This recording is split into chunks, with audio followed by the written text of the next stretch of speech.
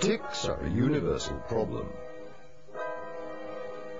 With more than 800 different species of tick, they have succeeded in colonizing all types of habitat.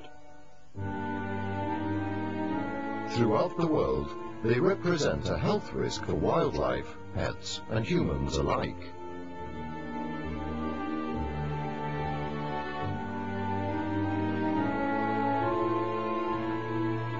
Man has tried for many years to control and eradicate the tick, with varied success.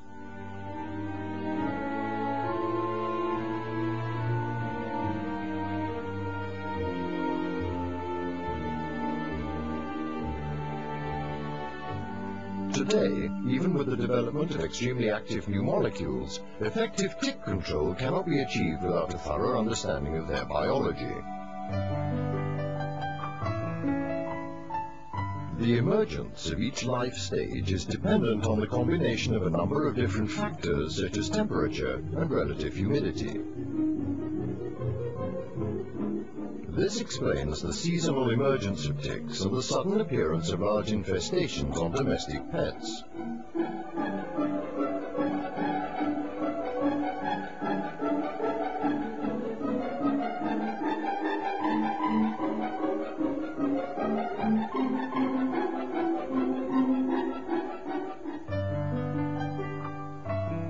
Certain ticks carefully position themselves to lie in wait for a passing host.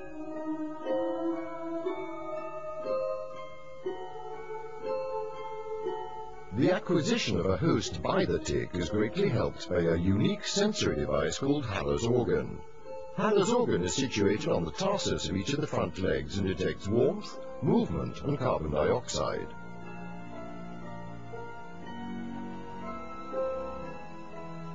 Once on a host, the tick will move over the host body to bite at a site where the skin is relatively thin, such as the head and the ears.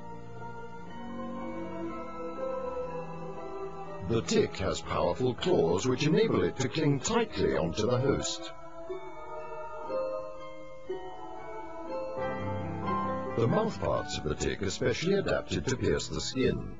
The mouthparts consist of a piercing organ or rostrum and two pedipalps which protect the rostrum and spray onto the skin surface as it penetrates the skin. The rostrum is itself made up of two scissor-like chelicerae which cut through the cutis and subcutis and a large central tooth hypostome which subsequently punctures the wound. On contact with the skin, the chelicerae start to move and the hypostome gradually pierces the skin, helped by the hooking action of the chelicerae which keep the sides of the skin wound open. The tick releases a cement-like substance which seals the hypostome to the edges of the wound. This explains why it is extremely difficult to remove a tick even when it's dead. The tick ingests a large quantity of blood and may reach as much as 200 times its original weight. It concentrates the nutrients and regurgitates a large quantity of liquid as saliva. The blood meal consists of two stages, slow engorgement and rapid engorgement. During engorgement, there are alternate phases of salivary secretion and sucking blood. The tick saliva limits the host reaction. After approximately 24 hours, the phase of rapid engorgement starts. The blood flow and salivary secretion accelerate, causing a sudden increase in the area of cell lysis and necrosis. The risk of disease transmission is maximal at this time.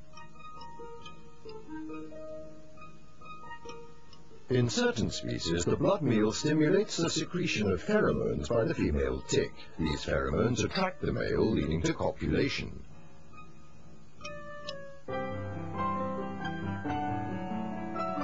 Ticks transmit many pathogens, including protozoans, bacteria, rickettsia, and viruses.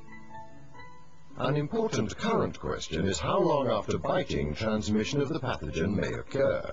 The sporozoites of Babesia are located in the acini of the salivary glands. The blood meal stimulates their maturation, which occurs within 36 to 48 hours. The saliva then becomes infective. Borrelia burgdorferi, the agent responsible for Lyme disease, is found in the intestine, the hemocell, and also the salivary glands of an infected tick. Experimental models have shown that the risk of infection is low for the first 48 hours, but high from 72 hours after attachment. In general, it's thought that the risk of disease transmission by ticks is low for the first 48 hours after attachment. The tick is born to infest. This capability is reinforced by the possibility of ovarian transmission. A single tick may therefore infect up to 3,000 to 4,000 eggs.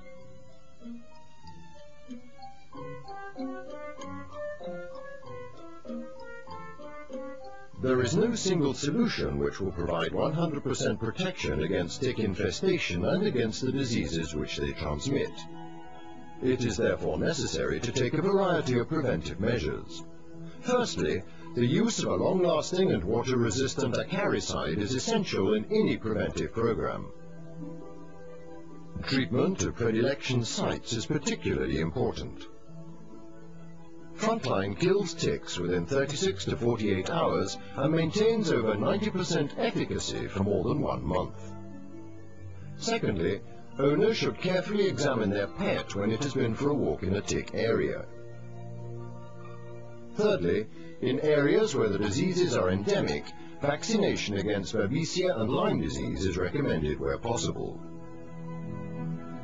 By following these recommendations, you can be confident that your clients and their pets can make the most of the countryside in safety.